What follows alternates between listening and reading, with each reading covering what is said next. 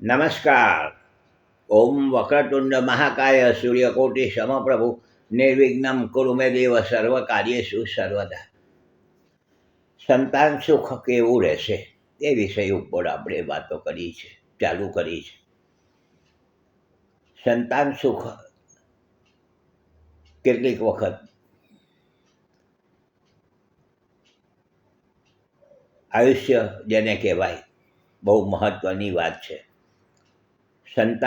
બાળકનો જન્મ થાય, માતા પિતાની અપેક્ષા હોય છે બાળકનો જન્મ થાય પછી ઘણી વખત એવું બને છે કે નાના બાળકો જન્મ થયા પછી ટૂંકું આયુષ્ય લખાવીને આવ્યા હોય છે. તો ટૂંકું આયુષ્ય હોય તો થોડા સમયમાં વિદાય થઈ જાય છે. માતા પિતાને સુખ સંતાનનો જે અપેક્ષા છે તે મળી શકતી હોતી નથી અને માતા પિતા ટેન્શનમાં આવી જતા હોય છે.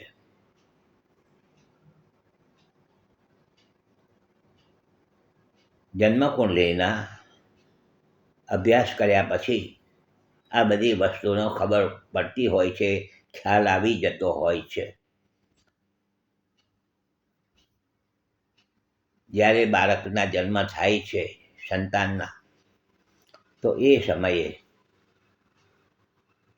બાળકની જન્મકુંડલીમાં, સંતાનની જન્મકુંડલીમાં જે પ્રમાણે ગ્રહો ગોઠવાયેલા હોય છે, લખેલા કારણ કે ગોઠવાય છે, જન્મ થાય છે એટલે એની સાથે ગ્રહોનું જોડાણ ચાલુ થઈ જાય છે. તો આ ગ્રહોનું જોડાણ જે ચાલુ થયું નાના બાળકોનો જન્મ થયા પછી, તો કેટલીક વખત આવ્યા જે કુંડલીના ગ્રહો જ્યારે જન્મ થાય છે ત્યારે કુંડલીના ગ્રહો યોગ્ય ન ગોઠવાયેલા હોય તો આવા બાળકોને આયુષ્ય ઓછું હોય છે, ટૂંકું હોય છે. સાથે ઘણી વખત એવું હોય છે કે નાના બાળકોના જન્મ થાય, સંતાનના જન્મ થાય એટલે ઘણી વખત માતા પિતાને સંતાનના આરોગ્ય બાબતના પ્રશ્ન સતાવ્યા કરે છે. કારણ કે જન્મના ગ્રહો આપણે કહીએ છીએ, જન્મના ગ્રહો દરેક વ્યક્તિના અલગ અલગ હોય છે. તો નાના બાળકોના જન્મના જે ગ્રહો ગોઠવાયેલા છે કુંડલીની અંદર, તે એમનું આરોગ્ય કેવું રહેશે, આયુષ્ય કેટલું ગણાઈ શકાય, અને કદાચ આરોગ્યના પ્રોબ્લેમ ઊભા થાય તો એવા મોટા તો પ્રોબ્લેમ ઊભા ન થાય ને કે જેથી કરીને બાળકનું સુખ ન મળે. ખ્યાલ આવી જતો હોય છે.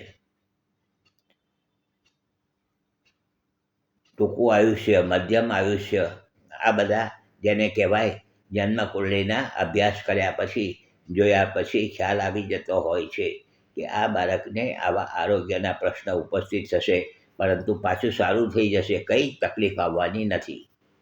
આ પણ પાછી જાણકારી મળી જાય છે. દરેક વ્યક્તિના જન્માક્ષરની જન્મકુંડલી જોઈને અભ્યાસ કરવાથી આ વસ્તુનો ખ્યાલ આવી જતો હોય છે કે ભાઈ આરોગ્ય બગડે, સ્વાભાવિક છે, અને આરોગ્ય બરાબર ના રહ્યું અને પછી કેવું રહેશે, તો પેલું જોયા પછી ખ્યાલ આવે છે કે આને થોડીક આવી તકલીફ આવવાની હતી, આવી ગઈ છે, હવે ટેન્શન લેવાની જરૂર નથી, હવે કોઈ તકલીફ આવશે નહીં. તો આ બધી વસ્તુની જ્યોતિષના સંદર્ભમાં જન્મકુંડલીના અભ્યાસ પછી ખ્યાલ આવી જતો હોય છે.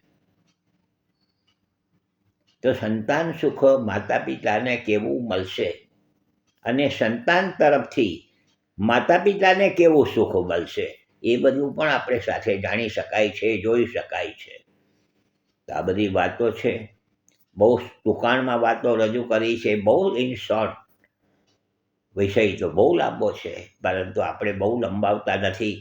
દરેક વ્યક્તિના જન્મના ગ્રહો અલગ અલગ હોય છે.